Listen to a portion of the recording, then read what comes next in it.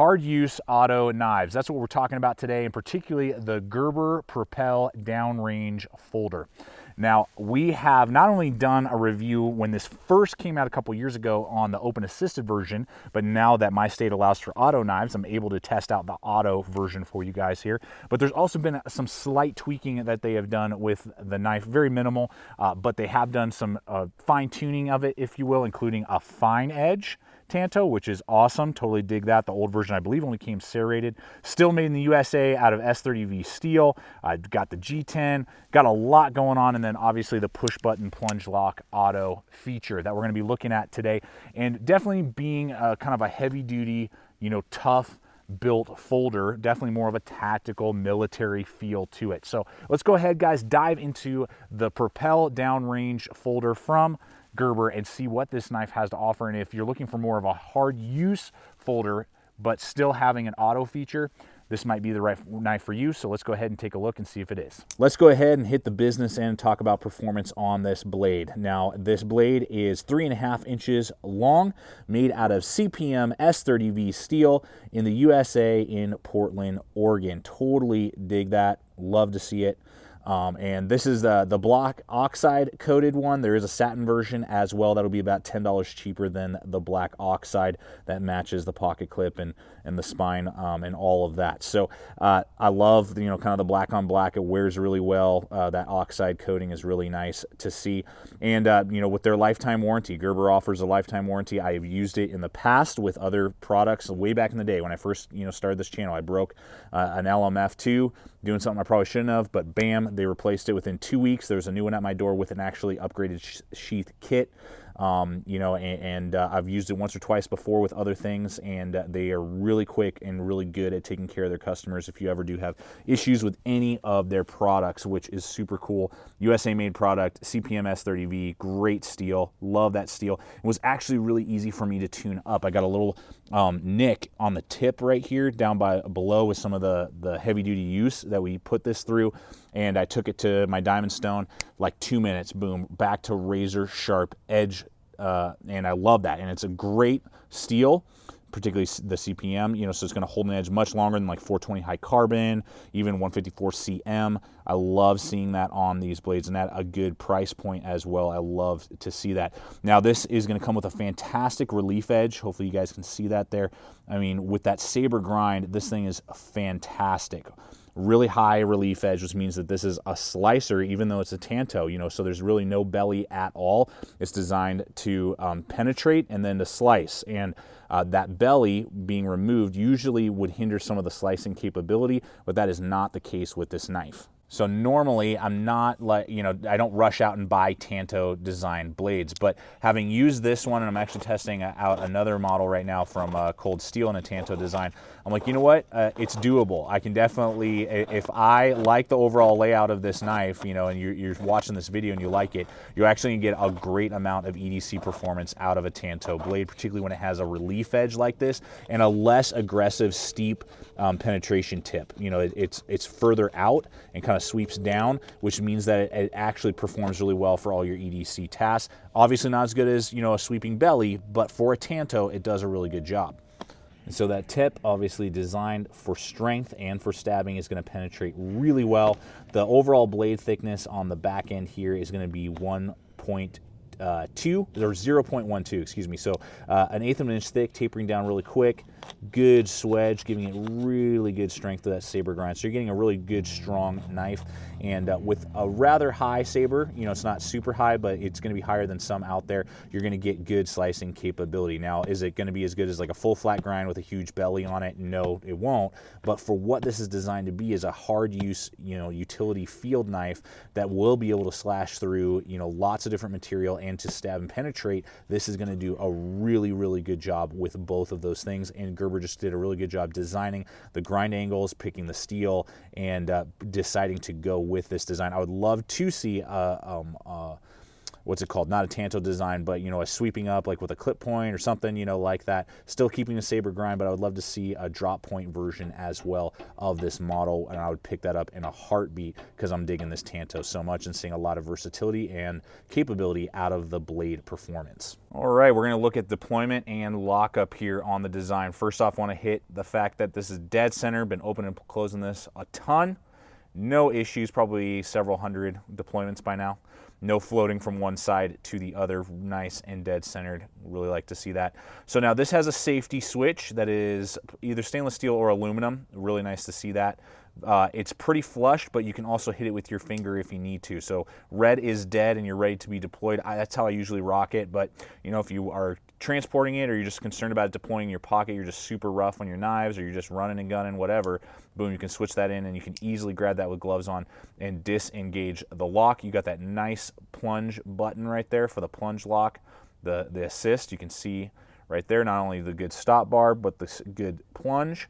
You hit that bad boy once, boom, jerks out pretty quick. It's not quite as fast as some other ones that I own, but it's pretty quick. And I haven't seen any loosening or weakening of the deployment, and you can see it kind of jerks my hand every time. I can close it one-handed, which is also really nice to see. A lot of autos, you can't do that. The spring is too strong.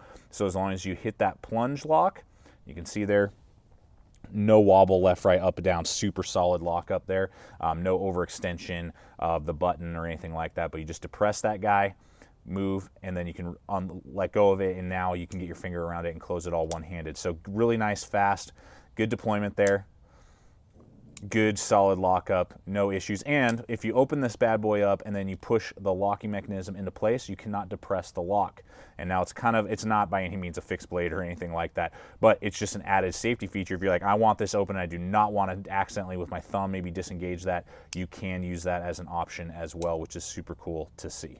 So the handle is going to be an OD green. There are some versions out there that do have a black as well, G10 material, and then it does have stainless steel liners in there, making this at 5 inches overall from front to back length, come in at 5.1 ounces. So it's a little stout compared to some other ones out on the market that exist that maybe come in at 4, 4.5, but a lot of autos, you know, are right between the 4 to 6 ounce range. And not that this is heavy, it's just a little bit heavier than, say, some ultralight autos that are out there. But that G10 is very aggressive. You can see there with all the different cut-ins. You got that stainless steel backer right there with that glass breaker lanyard hole. So that's going to give you really like strong. You know, this isn't going to, you know, break if you were to drop it or something like that. I mean, you got definitely some beef behind it. Great traction.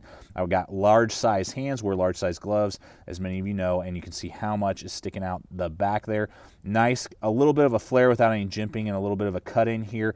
With all the stabbing that I did, I had never once wanted to slide up and hurt myself, you know, and get onto the blade with stabbing tasks. With that Tanto design, you know, and a reverse grip, I mean, you were locked into place, and it's going to give you that heavy traction, particularly with like gloves on, you know, that type of thing. So you're going to get a lot of grip, and so it won't necessarily be as comfortable as maybe a lightweight EDC, you know, auto that exists out there, but it's not designed to be that. It's designed to be grippy, heavy duty, and beefy, so that when you're holding this thing, you know you've got something that's super reliable and something that's super textured in your hand that you're not going to lose your grip on. So the pocket clip is blacked out oxide. Love that. Cannot complain at all. You got tip up, tip down on the right hand side, and then tip up on the left-hand side. So three-way directional, basically, just none right here because of all the business going on here. So lots of options, lefties and righties both will be able to carry that. That's really good to see. You can even see the bronze mountings in there. So you're not gonna, you know, strip this out or anything like that if you do replace it and swap it or do whatever you're gonna do. Now, it does ride semi-high out of the pocket with the G10. It's designed that way, again, to be riding in, you know, military pants, law enforcement, that type of stuff. So you can grab it really easily with like gloves on, whereas a loop over deep ride may not be the best setup for that initial intent. So that's why it's designed like that. It's not a bad ride with the green and the black. It tends to kind of blend into your clothing, but that is something just to note. It will ride a little higher if you do it on the tip down option. So that is there. And it does have a nice little flare. It's somewhat flexible, which means it'll actually get over some of those heavier duty tactical pants that have like the reinforced lips on their pockets, where some pocket clips will not flex enough and it's really hard to get on and off. This one works really well.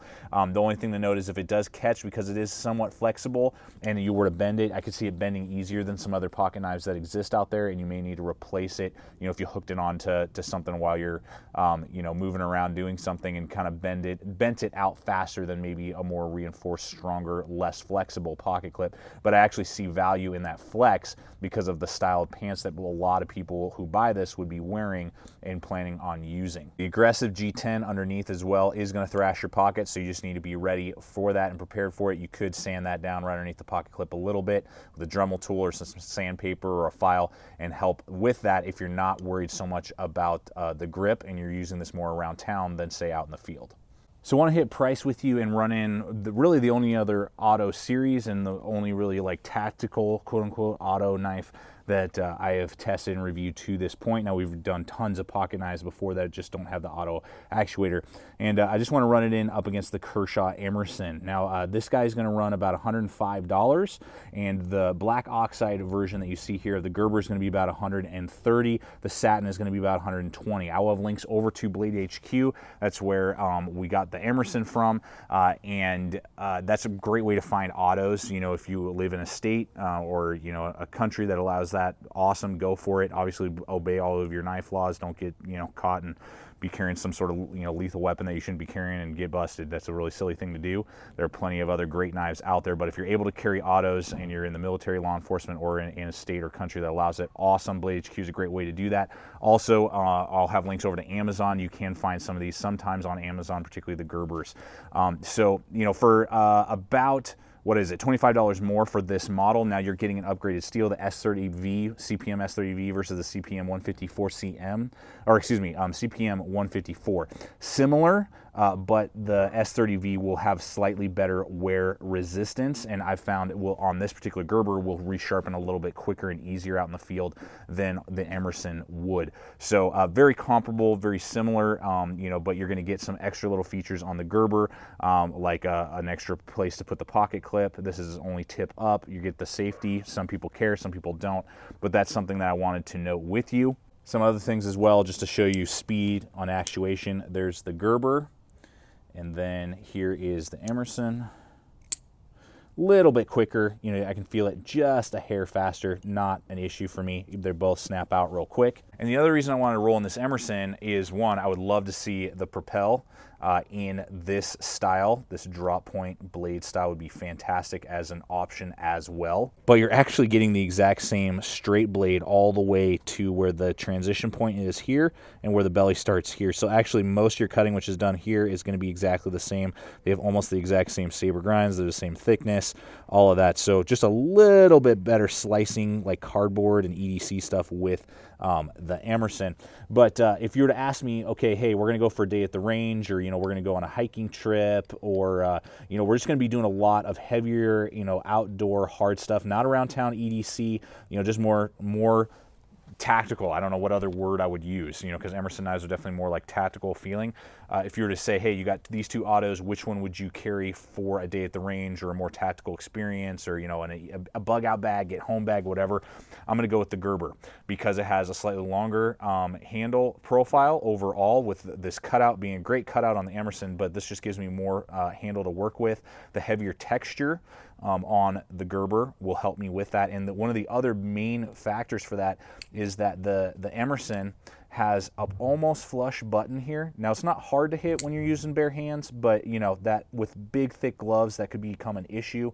There's never an issue with the Gerber. The Gerber deployment button is so large, it's right there, it's easy to grab with any pair of gloves or anything like that. So I'm just thinking, you know, most common denominator, what's going to give me the most functionality, you know, for being more of a law enforcement, emergency, you know, tactical, military blade. I think the Gerber has a little bit of a leg up over the Emerson, just in its overall design. Now, the Emerson is a great EDC knife for around town and definitely still has a lot of tactical feel and capability and application, but I just wanted to show that with you because I know I'm going to get that question throughout this video, so I wanted to help you guys out as well as share price points with you. And finally, I do want to thank Gerber for their willingness to send the Propel over to us to test out and review and give you guys a full comprehensive video pointing out pros and cons, things I like, things that or maybe a hindrance, and being able to run it up against other autos and give you guys the best information possible so that you can decide what auto knife is the best for you. Is it an Emerson Kershaw? Is it the Propel? Is it another knife that's out there? So that you guys have the most data possible, so when you throw down your hard-earned money, you have a good data point that you're going to feel confident with your purchase and have the highest probability of being happy with the money that you throw down, because that's what we always want to do here, is help you guys out make the best possible purchasing decision. Well, there you have it, folks. Thank you so much for coming over here today and kind of give you my final thoughts. As we've seen in this video, I think it has a ton going for it. Very functional, very heavy duty. I definitely like the grip of it, the feel of it, and you know, drop points are my preference, or clip points, but for a Tanto design, and some of you guys love Tantos, this thing rocks and is actually a much better performer than I was expecting with EDC tasks, as well as slicing and, you know, more stabbing and, you know, paracord and seat belts and that type of thing. Very impressed overall, and I think Gerber did a great job designing this knife. I would love, again, to see, you know, like their, I believe it's the Auto 06 or something like that, like that type of blade shape, fine, you know, plain edge, would be epic. I mean, I'd run out today and go buy that if they, you know, offered that version as well. But I really like the features that this has to offer, and definitely that more heavy duty, rough and tumble kind of feel versus like the Kershaw Launch series that we were looking at, some other ones out there, you know, a lot of Protex and stuff. They're awesome, don't get me wrong, but they definitely have more like aluminum handle scales, and they just feel a little bit more like EDC gentleman folder. This feels way more like rough and tumble, you know, fall down a mountain and keep on kicking type of folder. So that's my feel. That hopefully that helps you guys out decide whether or not this is the right tool for you. That's what we always want to do, is point you guys in the right direction, show you pros and cons, so that you can decide, is this the right item to fit in my systems, and am I going to be happy with its overall performance and design? That's what we're always shooting to do here at the channel. So I want to thank you for coming over today, watching this video. Please subscribe, comment, like, share this video. Love to hear you guys' thoughts. Any questions you have, I'll answer in the comments below. And check us out on all relevant social media. That's a great way to see what's up and coming. We're throwing stuff on Instagram and Facebook all the time. And finally, always remember, stay equipped, stay prepared, and we'll see you out there.